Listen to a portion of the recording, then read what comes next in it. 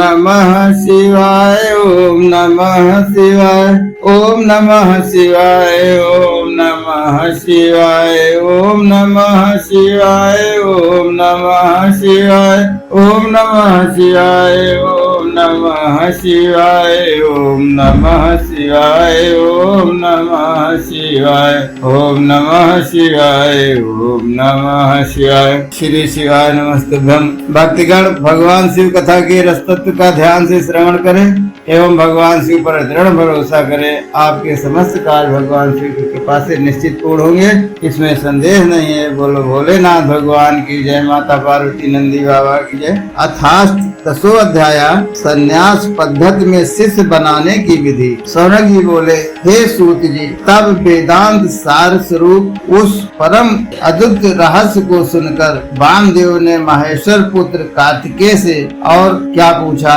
शिव ज्ञान में सदा तत्पर रहने वाले योगी वामदेव धन्य हैं, जिनके संबंध से इस प्रकार की दिव्य एवं परम पावनी कथा उत्पन्न हुई। इस प्रकार मुनियों के उस स्नेह युक्त वचन को सुनकर शिव में आसक्त चित्त वाले बुद्धिमान सूत जी प्रसन्न होकर उनसे कहने लगे। सूत जी बोले, आप लोग महादेव के भक्त एवं लोकोपकारी हैं, अतः धन्य हैं। हे मुनियों, अब आप सभी लोग उन दोनों के संवाद को पुनः सुने। इस प्रकार महेश पुत्र स्कंद के दैत्य नाशक तथा अदैत्य ज्ञान को उत्पन्न करने वाले वचन को सुनकर महर्षि वामदेव प्रसन्न हुए। शिव पुत्र कार्तिकेय को बार बार नमस्कार करके तथा उनकी स्तुति करके महामुनियों ने विनय पूर्वक पुनः पूछा। वामदेव बोले, हे भगवान, हे सर्व तत्वज्ञ, हे अमृत वारिधि कार्तिकेय, इन आत्मज्ञानी यतियों का गुरुतत्व कैसे है? जीवों को भोग मोक्षादि की सिद्धि किस कारण से होती है? संप्रदाय की परंपरा के बिना इन्हें उपदेश में अधिकार क्यों नहीं है? इनका इस प्रकार क्षौर कर्म क्यों होता है तथा ऐसा अभिषेक क्यों किया जाता है? इन सभी बातों को बताइए। हे स्वामिन, आप मेरा संदेह दूर करने की कृपा कीजिए। वामदेव का यह वचन सुनकर कार्तिकेय जी मन में शिव तथा पार्वती का ध्यान करते हुए कहने लगे। श्री सुब्रमण्यम बोले, अब मैं आपके स्नेह बस योग पट्ट का वर्णन करूंगा, जिसके कारण गुरुतत्व का प्राप्त होता है। हे वामदेव, यह अत्यंत गोपनीय तथा मुक्तिप्रद है। वैशाख श्रावण अश्विन कार्तिक मार्गशीर्ष अथवा माघ मास के शुक्ल पक्ष में उत्तम दिन में पंचमी अथवा पूर्णमासी को प्रातः काल की नित्य कर्मा विधि समाप्त कर शिष्य गुरु की आज्ञा से स्थिर चित्त होकर नियम पूर्वक स्नान करके पर्यक अर्थात आसन की शुद्धि करे तथा उसके बाद वस्त्र से अपने शरीर को पोंछकर दूना डोरा बांध करके कटिवस्त्र एवं उत्तरीय धारण करे। फिर पैर धोकर 2 बार आचमन करके सद्योजातादि मंत्र से विधि पूर्वक भस्म धारण करें। इसके बाद फिर भस्म लेकर उसे सारे शरीर में लगाएं। हे मुने, तब आचार्य प्रसन्न होकर शिष्य का हाथ ग्रहण करे और वह शिष्य दोनों हाथों से अंजलि बनाकर पूर्वाभिमुख अलंकृत मंडप में जहाँ कुश उसके ऊपर मृग चर्म तथा उस पर वस्त्र बिछा हो ऐसे आसन पर बैठे। इसके बाद आचार्य को चाहिए कि अपने हाथ में आधार से शंख लेकर अस्त्र मंत्र से उसे शुद्ध करके शिष्य के प्रति अनुकूल होकर उसके आगे आधार पर स्थापित करे। तत्पश्चात आधार सहित शंख की कुसुमादि से पूजा कर कवच एवं अस्त्र मंत्र से उस शंख में शोधित किया गया उत्तम जल डाले और पूर्वत पुनः कथित खड़ंग के क्रम से उनका पूजन प्रणव मंत्र से 7 बार उस जल को अभिमंत्रित करें। पुनः गंध पुष्प आदि से पूजन कर धूप तथा दीप दिखाकर अस्त्र मंत्र से रक्षा करके उस शंख को कवच मंत्र से अवगुंठित करें। उसके बाद आचार्य स्वयं से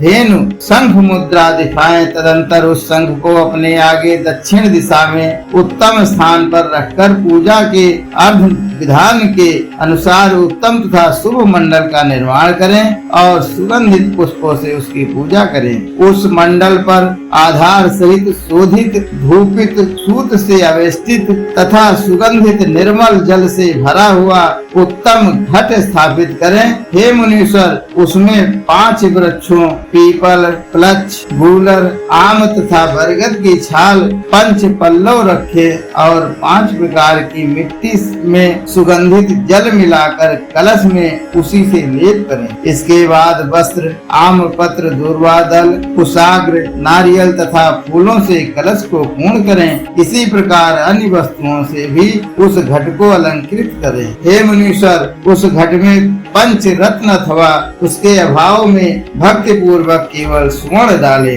नीलम, माणिक, स्वर्ण, मूंगा, गोमेद, इन्हें 5 रत्न कहा गया है। ब्रह्मलुप्स इत्यादि मंत्र का उच्चारण करते हुए द्लूम इस बीज को अंत में लगाकर आचार्य प्रेम से विधि पूर्वक आधार शक्ति से लेकर पंचावरण पर्यंत उन देवों का आवाहन कर पूजा करें। तत्पश्चात पायस का नैवेद्य अर्पित कर पूर्व की भांति तांबूल आदि उपचारों को समर्पित करें और सर्व आदि 8 नामों से पूजन करें। तदुपरांत अष्टोत्तर शत प्रणव का उच्चारण करके उस घट को अभिमंत्रित करें। उसके अनंतर 5 ब्रह्म मंत्रों से तद्दोजत आदि का अर्चन कर मुद्राओं का प्रदर्शन करते हुए अस्त्र मंत्र से रक्षण तथा कवच मंत्र से अवगुंठन करें। इसके पश्चात भक्ति पूर्वक धूप एवं दीप दिखाकर बाद में धेनु और योनि नामक मुद्राएं प्रदर्शित करें। इसके बाद आचार्य उस शिष्य के मस्तक को